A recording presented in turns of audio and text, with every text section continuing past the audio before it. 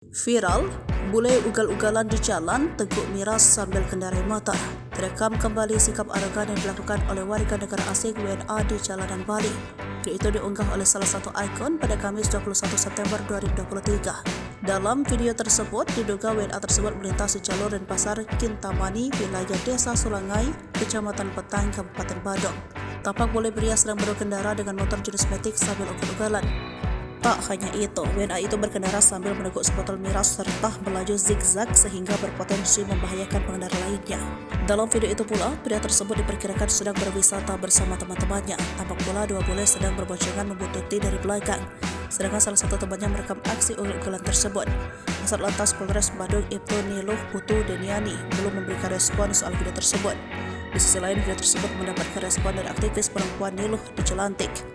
Nilo mengungkapkan kekesalannya terhadap tingkah bule tersebut. Tak hanya Nilo, aksi bule ugal-ugalan di jalan tersebut juga ternyata menuai beragam reaksi dari warganet.